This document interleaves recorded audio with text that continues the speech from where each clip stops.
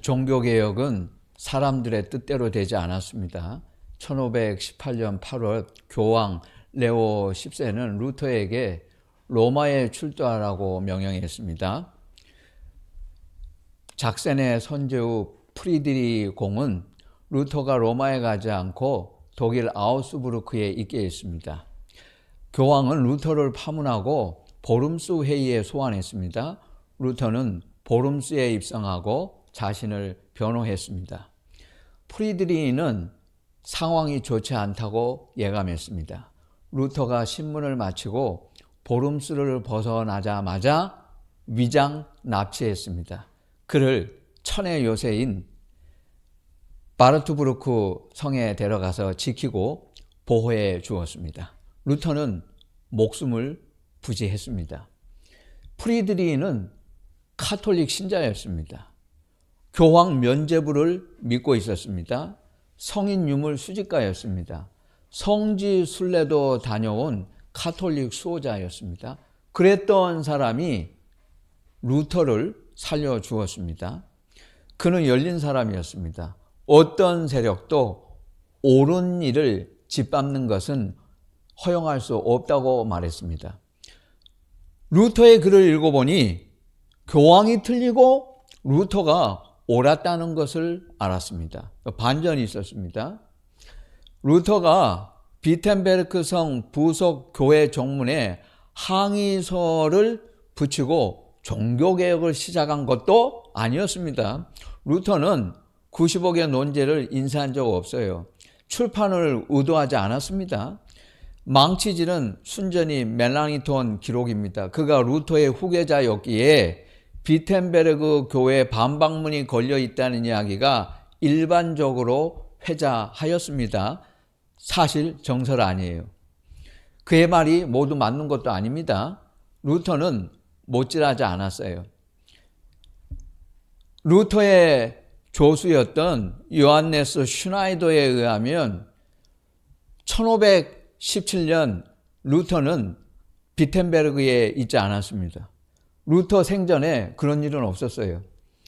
그해 10월 31일 루터는 면죄부 횡포에 관해 쓴 편지를 주교들에게 보냈을 뿐입니다. 루터는 무명인 자신에게 주교들이 회신할 것이라고 기대하지도 않았습니다. 친구들에게 같은 편지 사본을 보냈습니다. 그 후에 루터의 생각이 세상에 급속히 퍼져 나간 것입니다. 루터는 훌륭한 학생으로 법학을 공부하려고 에르푸르트 대학에 진학했습니다. 1505년 7월 어느 폭풍우가 몰아치는 오후 대학으로 가는 시골 길을 걷고 있었습니다. 갑자기 번개가 땅에 떨어졌어요. 두려워서 소리쳤습니다. 성 안나여 도와주세요. 살아남으면 수도사가 되겠습니다. 2주 후에 루터는 법과 대학을 그만두었습니다. 책을 팔고 에르푸르트의 아우구스티누스 수도회에 들어갔습니다. 수도사로서 루터의 삶은 성공적이었습니다. 기도, 금식, 금욕 수행에 몰두했습니다. 잠을 자지 않았어요. 담요 없이 뼈가 시릴 정도로 추운 겨울도 견뎌냈습니다. 스스로를 채찍질했습니다. 나중에 루터는 회고했습니다. 만일 수도사의 삶으로 천국을 얻을 수 있는 사람이 있다고 한다면 바로 나입니다. 루터는 그렇게 했어요. 수도사로서 수도원에서 죄 질 일이 어디 있어요? 수도원에는 죄 지을 일이 없어요. 수도원에 술집이 있습니까? 수도원에 여자가 있어요? 죄 지을 일이 없어요. 그러나 루터는 병적으로 죄의식에 사로잡혔습니다. 깊은 절망감에 빠졌어요. 이건 참된 회개가 아닌데, 참된 회개를 찾아야 하는데 자책하면서 1511년 로마로 여행을 떠났습니다. 스칼라 상타 성당에 본디오 빌라도 집에서 옮겨왔다고 하는 큰 계단이 있었어요. 무릎으로 올라가면 천년의 고향에서 면죄부가 주어진다는 약속이 있었습니다. 루터는 미신을 믿었고 올라가기로 했습니다. 절반쯤 올라갈 때 로마서 1장 17절 말씀이 떠올랐어요. 의인은 믿음으로 살리라. 그 자리에서 무릎을 탁 치고 벌떡 일어나서 내려와 버렸습니다. 집으로 돌아와서 로마 가톨릭 교회를 향하여 교리를 거부했습니다. 천국 열쇠는 면죄부, 고행, 선행이 아니었습니다. 그것은 오직 말씀, 은혜, 믿음이었습니다. 칼 바르트가 루터를 이렇게 썼습니다. 루터는 종탑 계단을 오르다가 발을 헛디딘 맹인과 같다. 그가 목숨을 구하기에 무언가 잡으려고 손을 뻗었다. 그가 잡은 것은 종의 줄이었다. 그때 종이 울리고 온 세상에 종소리가 퍼졌습니다. 이게 종교개혁이다. 루터는 종교개혁을 의도한 적 없어요. 그는 일부러 하려고 하지 않았습니다. 사람을 동원하지도 않았어요. 칼빈도 전쟁을 피해서 스트라스부르크로 가는 길에 인생이 바뀌었습니다. 그 무렵 기독교 강요를 썼습니다. 조용히 혼자 성경 연구나 하면서 살고 싶었어요. 길이 막혀서 가지 못하고 여관에 들어갔다가 기욤 파레를 만났습니다. 그가 칼빈에게 목사가 되어달라고 간청했습니다. 계획에도 없는 목사가 되어버렸어요. 종교개혁은 루터나 칼빈이 환상 중에 하나님의 음성을 듣고서 일어난 일이 아니었습니다. 의도하지 않았어요. 의도하지 않았지만 교회는 개혁이 되어버렸습니다. 그렇다면 12.7 오는 연합예배는 종교개혁 정신에도 틀리고 맞지 않고 성경에도 맞지 않아요. 하나님은 그런 식으로 일하시지 않아요. 하나님이 하시는 일은 동원하지 않아도 사람들이 자발적으로 동참하게 되어 있어요. 그게 아니면 그건 인간이 하는 일이지 하나님이 하라고 하는 일 아니에요. 수요일 아침부터 수요 예배 설교 준비하고 있는데 전화가 와서 제가 짜증났어요. 좀 기분이 나빴어요. 목사님 12.7 연합예배 참석하세요. 이거 무례해. 이거 왜 확인해? 왜 전화질이야? 왜 동원해? 왜 강요해요? 우리 교회는 그런 거 광고 안 해요. 우리는 교인 동원하는 그런 교회 아니에요. 딱 잘라버렸어요. 끊어버렸어요. 이 정신 못 차리는 사람들이 있어요. 왜 확인해요? 많이 안 올까봐 걱정돼서 확인하는 겁니다. 좋은 일 한다고 무조건 반응하지 말라 그랬잖아요. 영성이 깊은 사람은 즉문즉답하지 않는다 그랬죠. 나중에 두고 보고 말해야 된다 그랬잖아요. 3개월 준비 과정을 관찰하고 말씀을 묵상했습니다. 악법 저지를 위한 12.7 한국교회 200만 연합예배는 이름부터가 틀렸어요. 성경적이지 않아요. 교회 창립 예배 아닙니다. 창립식이에요. 담임 목사 취임 예배 아니에요. 취임식이에요.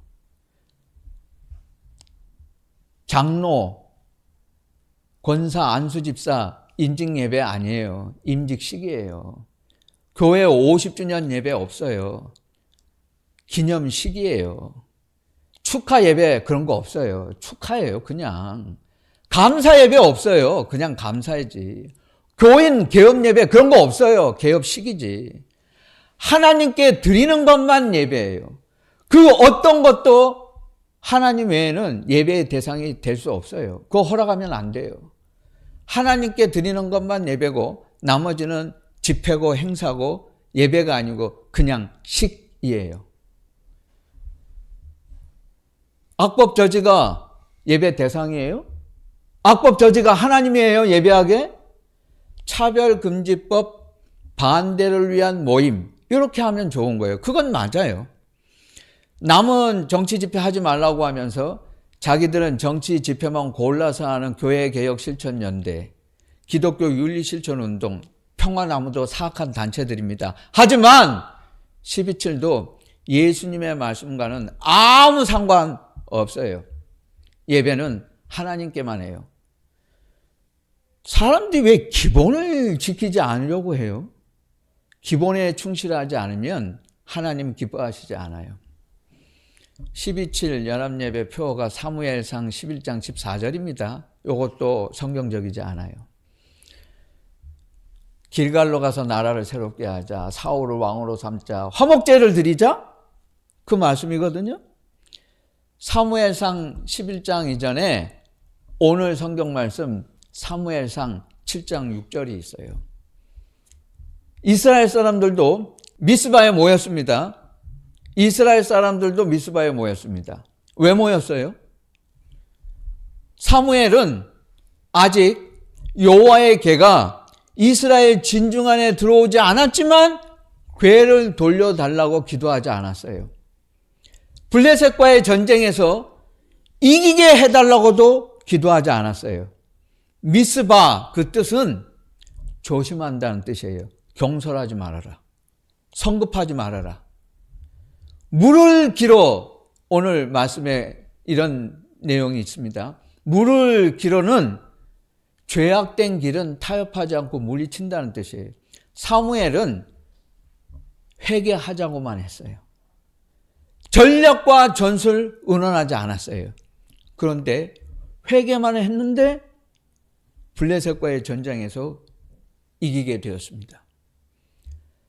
새롭게 되기 전에 회개가 있었습니다. 회개하고 믿는 거예요. 믿고 회개하는 게 아니에요. 한국교회는 현재 진행형으로 회개하고 있지 않는데 자꾸 새롭게 하겠다고 합니다. 거짓입니다. 회개하지 않고 새롭게 되자는 구호는 거짓이에요. 사울을 세운다는 것도 잘못이었습니다. 하나님은 왕을 두지 말라고 했어요. 순전히 자기들 고집이었습니다. 화목제를 드리자? 회개하지 않고 기뻐할 수 있어요? 하나님과 잘 지낼 수 있어요? 회개하지 않고 하는 건 다 거짓이에요. 하나님이 원하시는 일은 사무엘상 11장이 아니고 사무엘상 7장 미스바 회개였습니다. 길갈은 틀렸어요. 미스바 광장은 옳았고 길갈 광장은 틀렸습니다. 미스바 광장에는 회개가 있었지만 광화문 시청에는 회개가 없어요. 증거는 넘쳐요. 이 12.7 연합예배 대회장 하는 사람들이 회개하지 않은 자들이요. 예수님이 말씀하시는 회개는 원래대로 되돌려 놓으라는 것 아니에요? 그렇게 해야 회개입니다. 그런데 이 공동대회장은 원상복구를 거부하잖아요. 회개했으면 서초동 사랑의 교회로 원래대로 강남 사랑의 교회로 되돌려 놓아야 돼요. 안 하잖아. 말쟁이들이잖아요. 위선자들이잖아요. 회개했으면 교회 안에 있는 사기업을 다 청산하고 버려야 됩니다. 원래대로 되돌려 놓아야 돼. 없애버려야 돼. 안 하잖아. 회개를 하나도 하지 않아요. 그러면서 오늘 모이라 그래? 회개하지 않은 자가 남 보고 모이는 사람 보고 회개하라고 고함치면 그걸 누가 회개하겠어요? 너나 잘해라 그러지? 강사 초청하지 않고 신학생들한테 맡기겠다고 약속해 놓고 이 약속도 깨고 안 지켰어요. 오늘 또 유명 강사 초청했어요. 이거 아주 구태예요. 약속 안 지켰잖아. 사람들 모이게 동원하려고 또 강사 초청했어요. 이런 데니까요. 하나님은 기본에 충실하지 않는 자들을 사용하시지 않아요. 그들과 함께 하시지도 않습니다. 200만 숫자도 아주 불신앙적이고 성경적이지 않아요. 사무엘상 14장 6절에서 요나단이 한 말입니다. 여호와의 구원은 사람이 많고 적음에 달리지 아니하였느니라. 다윗이 숫자 계산하고 새 과시하려다가 어떻게 됐어요? 하나님께 크게 책망받았습니다. 왜 기독교인이 자꾸 사탄이 함정을 파놓은 수의 덫에 걸려서 넘어져요? 구독자 수, 회원 수, 모인 수, 우상이에요. 사무엘은 말했습니다. 여호와만 섬기라. 숫자 의지하지 말라는 거예요. 여호와만 섬기라. 숫자를 의지하는 자들은 반드시 실패합니다. 오늘 12칠 끝나고 나면 하나님께서 수를 속이는지 안 속이는지 그거 분명히 지켜보십니다. 우리나라 최대 규모인 잠실 주 경기장은 99,950석입니다. 다닥다닥 붙어 앉아도 7만 명 넘지 않아요. 그러면 과학적으로 수학적으로 계산 정확하게 나옵니다. 종로에서 서울역까지 채워도 30만 서 있지 못해요. 우리나라 인구, 서울 인구가 1000만입니다. 200만이면 서울 인구 5분의 1. 그 인구가 어떻게 세종대로에 모여요? 못 모이잖아. 200만 모인다고 해놓고 안 되니까 온라인 예배 겸한다 그러고 발표한 게 36만. 허풍이잖아. 벌써 여기서부터가 허풍이 됐잖아요. 왜 일을 이런 식으로 합니까? 실무자 손연보 목사님은 한국 전체 교회에 분명히 사과해야 합니다. 이거 얼렁뚱땅 가면 안 돼요. 연합예배 반대하면 바퀴벌레고 막이다. 누가 어느 교회가 참여했는지 안 했는지 백서를 만들겠다. 이 양반이 이렇게 얘기했습니다. 여러분, 주기철 목사님의 손자 아세요? 손자 되는 분이 있어요. 주승중 목사님인데 제 선배 목사님이고 주한장로교에서 지금 목회하고 계십니다. 주승중 목사님은 주한장로교에 안 간다고 했어요. 영락교회 김은성 목사님이 영락교회는 안 간다 그랬어요. 차별금지법은 반대하지만 우리는 연합예배는 안 간다. 이 두 분은 차별금지법을 아주 강력하게 반대하는 분들이고 설교도 많이 했어요. 그러면 두 분은 바퀴벌레가 됐네. 손 뭐라고 하는 목사님이 바퀴벌레 아니에요? 남 보고 그런 말 함부로 하면 그거 되겠어요? 이 목사님처럼 처신했다가 낭패를 본 이야기가 성경에 정확히 있어요. 그러니까 성경에는 없는 거 없어요. 다 있어요. 다 걸리게 돼 있어요. 사사기 21장에 보면 이스라엘 자손이 여기서도 미스바에 모였습니다. 이 미스바에 모여서 이스라엘 자손이 누가 미스바에 참여했는지 안 했는지 따지고 백서를 만들었어요. 그래서 경솔하게 맹세했습니다. 오늘 참여하지 않은 자들을 다 죽이겠다고 헛맹세했어요. 이렇게 백서 만들겠다고 했는데 야베스 길르앗이 참여 안 했어요. 그러니까 이스라엘 자손이 야베스 길르앗 주민, 부녀, 처녀, 어린아이를 다 학살했습니다. 처녀들을 강탈하고 실로의 딸들까지 약탈을 해버렸어요. 하나님이 이 죄 분명히 갖게 하셨습니다. 보세요. 경솔한 것 때문에, 경솔하지 않았으면 이런 일 없었잖아요. 이런 참혹한 일 벌이지 않아도 됐잖아요. 악행을 저지르지 않아도 됐잖아요. 베냐민을 공격하지 않고도, 참여하지 않았다고 야베스 길르앗을 공격하지 않고도 문제를 얼마든지 해결할 수 있는데 그런 방법을 찾지 않고 했기 때문에 엄청난 일이 벌어졌습니다. 차별금지법은 잘못됐죠. 그런데 잘못됐으면 옳은 방법, 성경적인 방법으로 풀어야 되는데 똑같이 잘못된 방법으로 수단과 방법 가리지 않고 나쁜 방법으로 풀면 악순환이 계속 반복되는 거예요. 12.7은 절대로 성공하지 못해요. 오늘 두고 보세요. 실패합니다. 잘 될 수 없어요. 오히려 끝나면 한국교회를 분열시켰다고 비난받을 것입니다. 보세요. 차별금지법은 다 같이 반대하면서도 연합예배는 찬성하는 사람과 반대하는 사람으로 분열시켜 놓고 있잖아요. 고신 측은 과거에 전과가 있어요. 우리나라 장로교회, 아니 한국 전체 교회 최초 분열 교단이 어딘지 아세요? 그게 고신 측이에요. 우리나라의 교단 분열을 시작한 장본인들이 고신이에요. 똑같은 일을 반복합니다.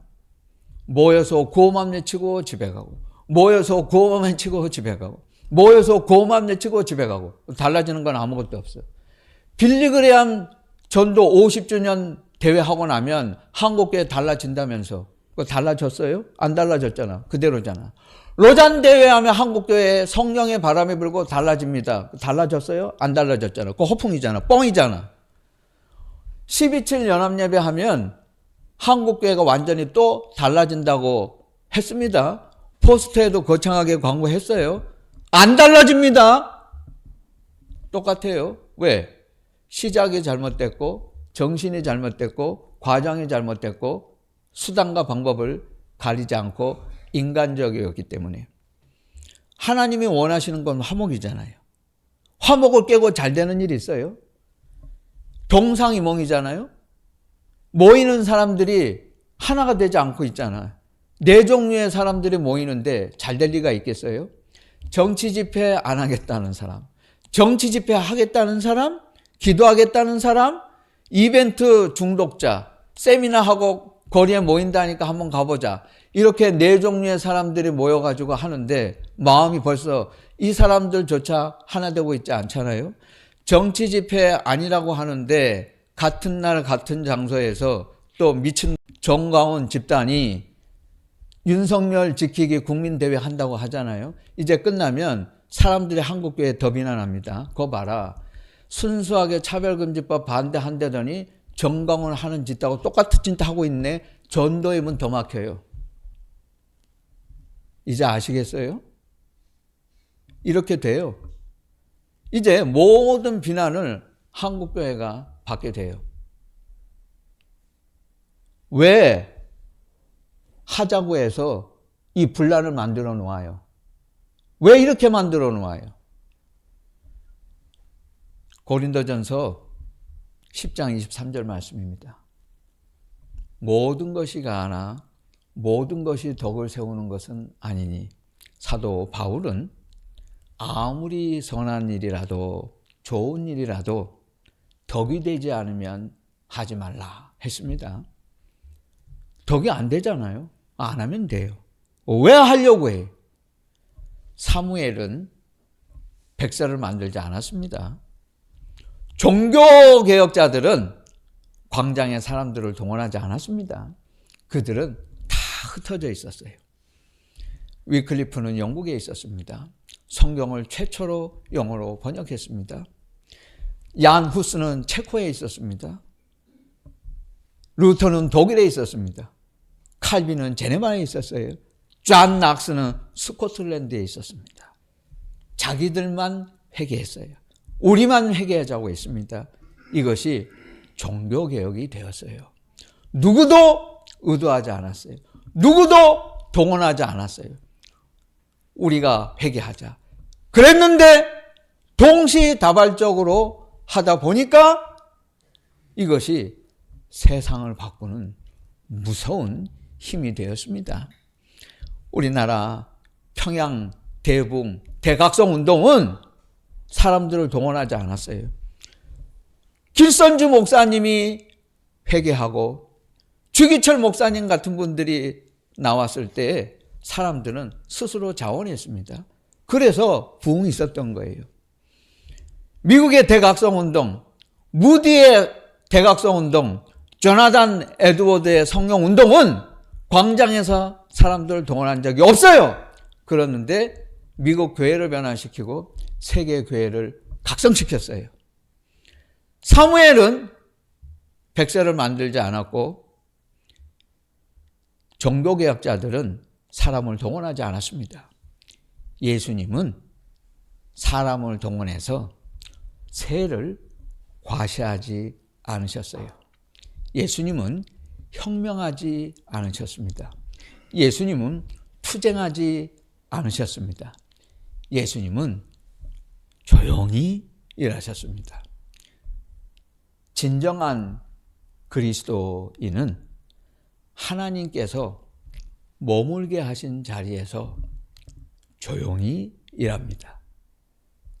조용한 그리스도인보다 더 능력 있고 강한 자는 없습니다.